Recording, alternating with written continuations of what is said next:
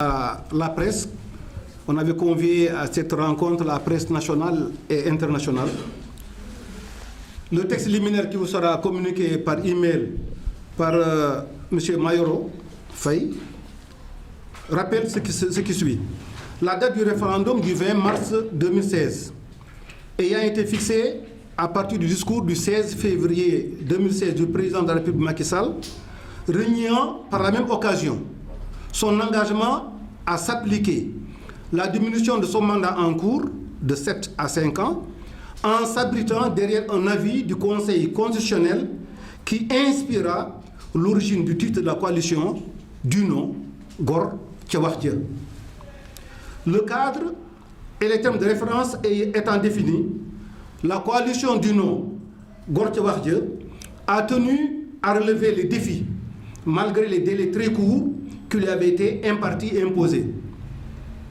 Il a annoncé le référendum le 16 février et il a fixé la date au 20 mars. Donc les délais étaient particulièrement courts et c'est sans précédent dans l'histoire constitutionnelle et référendaire du Sénégal.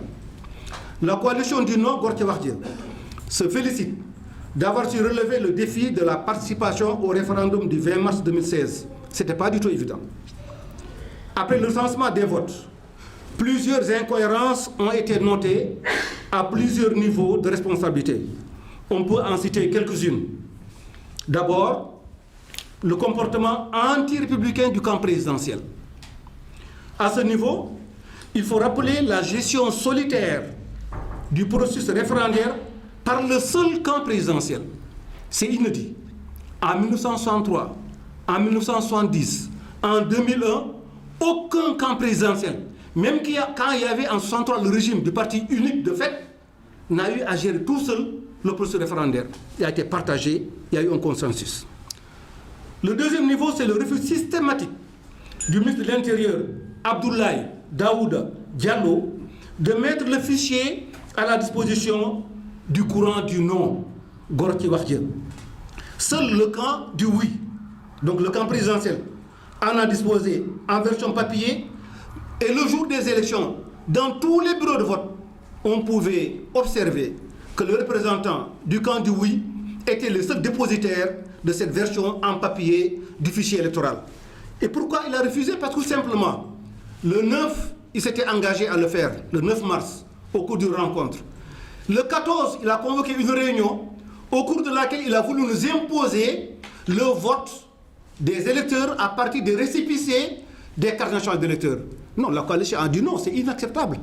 Et comme on a refusé, par représailles, il a bloqué le tirage qui avait été fait par la DAF, la direction de l'automatisation du fichier, et c'était vraiment au niveau de l'école de police. Il a refusé de nous livrer ça, c'était presque dans 4 camionnettes. Et là, vraiment, ce n'est pas un comportement républicain de la part du ministre de l'Intérieur, Abdoulaye Daouda Diallo. Et ceci, en violation flagrante de l'article L48 du Code électoral qui demande au ministère des élections de remettre le fichier à la Sénat et aux partis politiques légalement constitués pour contrôle et vérification. Comment on peut contrôler et vérifier si on n'a pas à sa disposition ce document-là? Le troisième niveau, c'est la gestion solitaire du processus référendaire par le camp, on l'a rappelé. Le troisième niveau, c'est l'entorse aux dispositions de l'article L1 avec la conférence de presse du ministre de l'Intérieur. Vous savez que dans le code électoral, l'article 1er dit que le ministre chargé des élections est chargé de la préparation et de l'organisation des opérations référendaires. Mais quand on est chargé de la préparation et de l'organisation, mais comment peut-on se payer le luxe de tenir une conférence de presse pour annoncer des résultats des élections, même quand il s'agit de tendance? Et ça, quand même, c'est inacceptable de la part de Abdoulaye Daouda Diallo, ministre de l'Intérieur, apériste convaincu et chargé des opérations référendaires. Donc, il a proclamé le résultat de la consultation référendaire. Et vous savez, dans le code, il n'y a que le président du bureau de vote, le président de la commission départementale de recensement des votes, le président de la Commission nationale de recensement des votes, le président du Conseil constitutionnel, qui sont seuls habilités à publier et à afficher les résultats des élections, surtout des élections référendaires. Le niveau suivant, c'est la défaillance dans le tirage des cartes d'électeurs.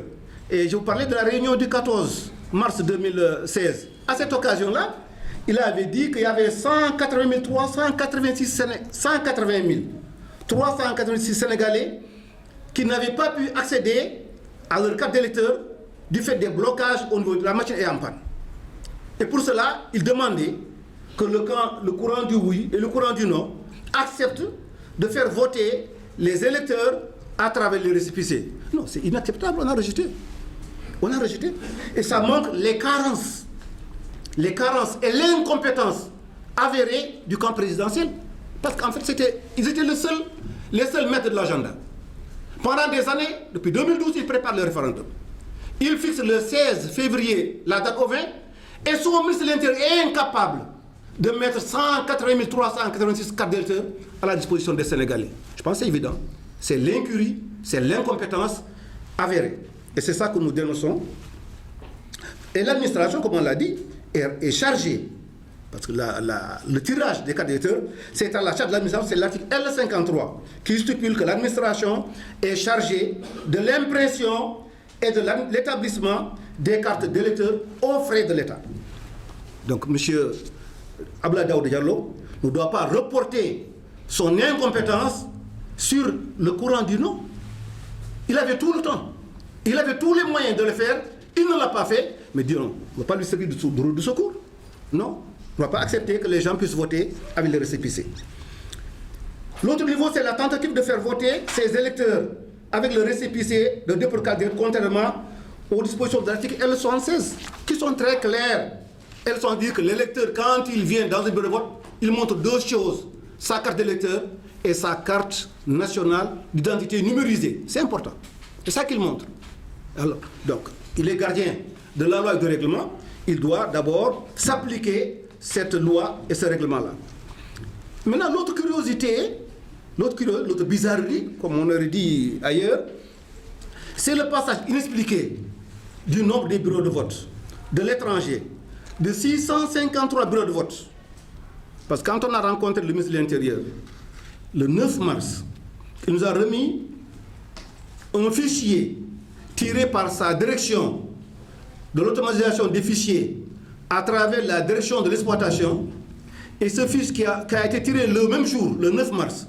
Et dans ce fichier-là, dans cette fiche-là, il est mentionné que pour les bureaux de vote de l'extérieur, ils ne sont que 653 bureaux de vote. Et après la publication des résultats par la Commission nationale des votes et par le Conseil constitutionnel, comme par miracle, ces 653 bureaux de vote sont passés de 653, tenez-vous bien, à 1213. À 1213. Et l'article 1er du décret 2016-262 qui organise le référendum stipule bien que ces élections-là vont se tenir sur la base du fichier issu de la révision des listes électorales de 2011. Donc pour l'étranger, le fichier ne doit pas changer, n'aurait pas dû changer et ne devait jamais changer. Et pourtant, ils l'ont changé. Enfin, il y a des éléments bizarres, c'est le pourcentage aberrant du nombre de votants par rapport à la population locale. Et là, je pense que tout à l'heure, Ngouda pourra vous dire, mais quand on va par exemple au niveau de la commune de Gorée, mais on a 150%, 158%. Donc les électeurs sont supérieurs à la population. Les électeurs sont supérieurs à la population. Ailleurs, c'est 94%, 95%. Donc tout à l'heure, on pourra vous donner un fichier pour les pourcents de variants entre 62 et 158%. Mais ce n'est pas possible. Quand on va à fan.e, parce que 94%. 94% d'électeurs par rapport à la population locale. Tout le monde est électeur. Il n'y a que 6% seulement qui ne votent pas. C'est aberrant. Et là, même dans les résultats, on a vu que ce que nous avions dénoncé déjà en 2015, quand on parlait de fraude, Et quand le président de la Sénat a dit que vous aviez raison, au début vous avez raison, il y a fraude. Il est parti, rencontre le ministre de l'Intérieur, il a dit non, il n'y a pas de fraude. Il valide. Mais tous ces départements ont enregistré des scores fleuves variés entre 10 000 et 56 000 écarts entre le oui et le non.